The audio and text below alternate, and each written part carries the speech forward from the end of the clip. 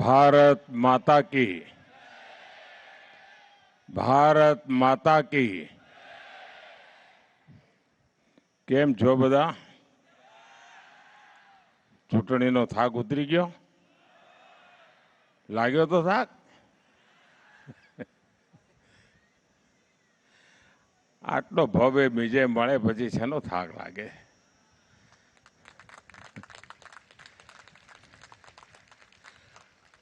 આ વખતે ગુજરાતે કમાલ કરી દીધી છે.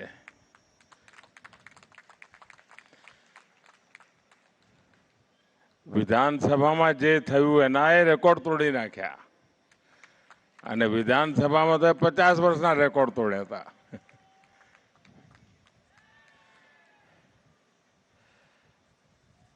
સાથીઓ, આવતીકાલે સોમનાથના કાર્યક્રમ માટે મારે જવાનું હતું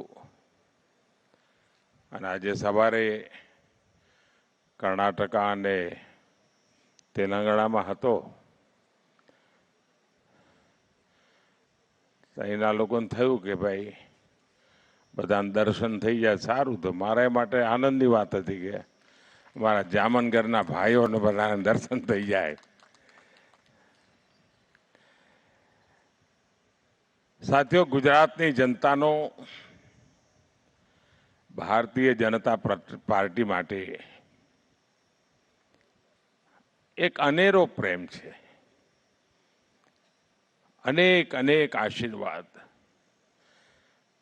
વર્તમાનની રાજનીતિની સ્થિતિ એવી છે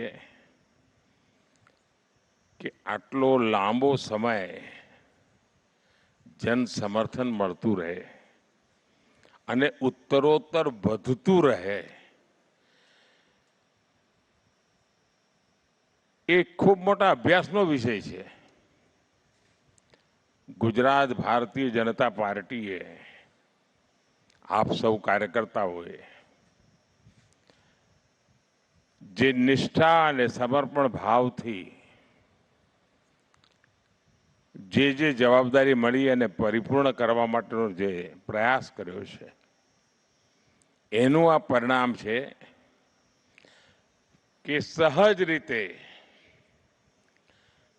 પ્રજાનો પ્રેમ સંપાદન થાય છે. આજે શાયદ ક્યાંક 3 પેઢી ક્યાંક 4 પેઢી એવી હશે કે જે લગાતાર ગુજરાતમાં ભારતીય જનતા પાર્ટી પર અવિરત રીતે આશીર્વાદ વરસાવી રહી છે અને ગુજરાતે પણ વિકાસના ક્ષેત્રમાં બહુ મોટી હરણફાળ ભરી છે. એક જમાનો હતો કે મીઠા ઉત્પાદન સિવાય આપણે કાંઈ કરતા નહોતા અથવા કરી શકતા નહોતા. એ ગુજરાત આજે સેમિકન્ડક્ટરની ચીપ બનાવતું હોય,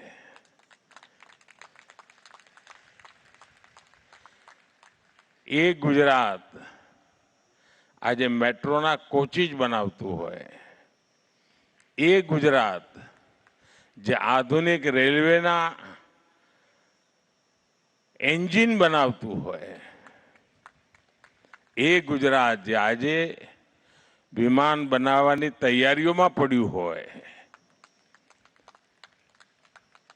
એક ઘટના તરફ જોઈએ તો આપણને એમ લાગે કે કેટલા ઝડપથી સર્વાંગીણ વિકાસ તરફ આપણે વળી રહ્યા છીએ. અને દુનિયા જ્યારે આજે પર્યાવરણની ચિંતા કરે છે, આપણા દેશમાં ગુજરાત પહેલું રાજ્ય હતું જેણે ક્લાઇમેટ ડિપાર્ટમેન્ટ મિનિસ્ટ્રી બનાવી હતી અને દુનિયામાં આપણી ચોથી સરકાર હતી કે જેણે ક્લાઇમેટ મિનિસ્ટ્રી બનાવી હતી. અને ત્યારે કોઈને કલ્પના પણ નહોતી કે આટલી મોટી સૌર ઉર્જા, સૂર્ય શક્તિ, રિન્યુએબલ એનર્જી, એનું ગુજરાત મોટું કેપિટલ બની જશે. અને દેશમાં જે મોટી ક્રાંતિ થઈ રહી છે એમાં ગુજરાતે બહુ મોટી લીડ લીધી છે, ગુજરાતે મોટું કોન્ટ્રીબ્યુશન કર્યું છે. અને આવા ગૌરવભરી ગાથા ગયા 20-25 વર્ષમાં લખાણી છે. ગુજરાતીઓનો પુરુષાર્થ, એને જો અવસર મળે તો કેટલી મોટી ઊંચાઈઓને પ્રાપ્ત કરી શકે છે એનું આ ઉદાહરણ છે. અને એના જ કારણે ગુજરાતની આવનારી પેઢીઓ છે એ પણ આટલો જ પ્રેમ ગુજરાત ભાજપ માટે વરસાવશે એવી મને શ્રદ્ધા છે.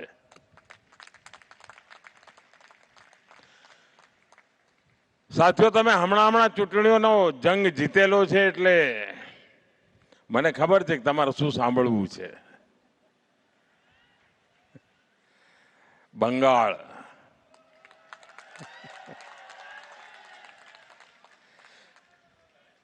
સાથીઓ, ચૂંટણીઓ તો કેટલીય લડ્યા અને કેટલીય ચૂંટણીઓ જીત્યા.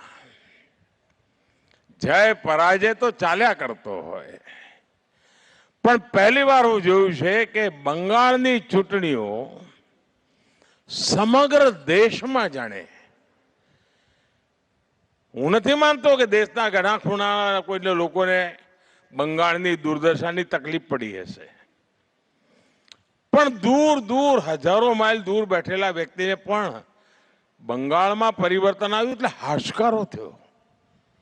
એટલે પીડા કેટલી ભયંકર થઈ હશે ત્યાંના લોકોને કે જેનો હાશકારો ગુજરાતનો માનવી અનુભવે. આનાથી મોટું બીજું શું હોઈ શકે? અને આ દેશના સામર્થ્યના દર્શન થાય છે કે પીડા બંગાળને થતી હોય અને દર્દ ગુજરાતીને થતું હોય, ગુજરાતને ખૂણે ખૂણે વેદના થતી હોય કે આપણા બંગાળને થયું છે શું? અને ત્યાં તો કલ્પના બહારનો એક હાશકારો અનુભવાય, જાણે બહુ મોટી બેડીઓમાંથી લોકો મુક્ત થયા હોય એવો ભાવ જોવા મળે આપણે. લોકોની આંખમાં હર્ષના આંસુ સુકાતા નથી. ચૂંટણીઓમાં કેટલાય પરિણામો જોયા છે ભાઈઓ, પણ ચૂંટણી પરિણામના આવો પ્રભાવ કદાચ મેં પહેલી વાર અનુભવ્યો છે. આટલા વર્ષના રાજનીતિક જીવનમાં આવી અનુભૂતિ પહેલી વાર થઈ છે. અને ત્યારે મનને એમ થાય છે કે આપણે કેટલું મોટું કામ કર્યું છે. ભારતીય જનતા પાર્ટીના કાર્યકર્તાઓ 300 કરતા વધારે કાર્યકર્તાઓ બલિદાન આપે છે દોસ્તો બંગાળમાં. અને ત્યારે એક સંકલ્પ સિદ્ધિમાં પરિવર્તિત થયું છે. અને મને પૂરો વિશ્વાસ છે સાથીઓ કે ભારતીય જનતા પાર્ટી ગવર્નન્સના જે મોડેલને લઈને ચાલી રહી છે, લોક કલ્યાણના જે કામોને લઈને ચાલી રહી છે, એના પરિણામ સ્વરૂપે બંગાળ પણ ગયા 50 વર્ષનો જે ખાડો છે, ખાડો નાનો નથી દોસ્તો, એ ખાડાની ભરપાઈ કરીને બંગાળને દોડતું કરવાનું કામ ભારતીય જનતા પાર્ટી અવશ્ય કરશે એવો મને પૂરો વિશ્વાસ છે. સાથીઓ, દેશમાંથી સ્વાભાવિક રીતે આવડી ઘટના બને એટલે લોકોનો ગૌરવ અને આનંદનો ભાવ તો જગે, પણ દુનિયામાં બંગાળની વિધાનસભાની ચૂંટણીના પરિણામોની ચર્ચા સમગ્ર વિશ્વમાં થઈ રહી છે. દુનિયાના ગણમાન્ય લોકો એની નોંધ લઈ રહ્યા છે.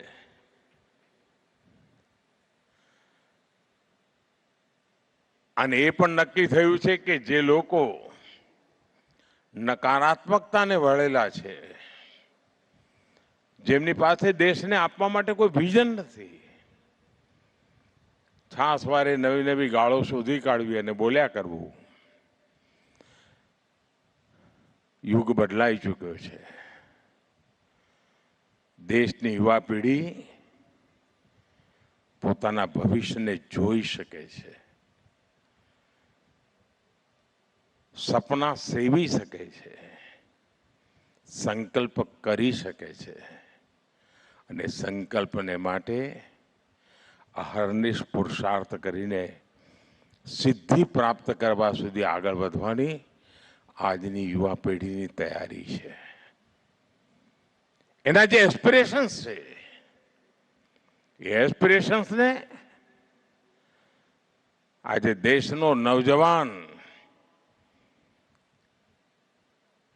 જે સંકલ્પો લઈને ચાલી રહ્યો છે એનાથી દેશના ઘણા રાજકીય પક્ષોના રાજકીય નેતાઓ અજાણ છે એવું લાગે.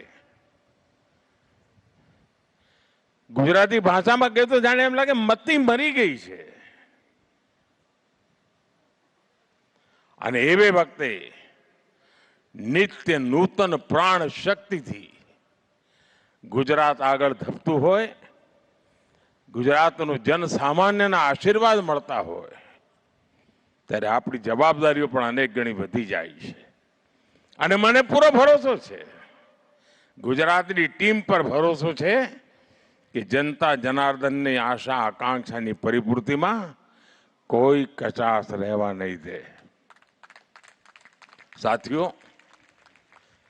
આવતીકાલે સોમનાથ, થોડા સમય પહેલા પણ હું સોમનાથ આવ્યો હતો.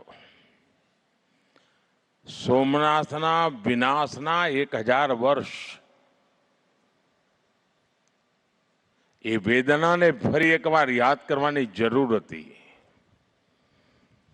અને વેદનાની અંદર સમાયેલી વીરતાને પણ યાદ કરવાની હતી કે કેટલી વાર સોમનાથ તોડ્યું. અને આવતીકાલે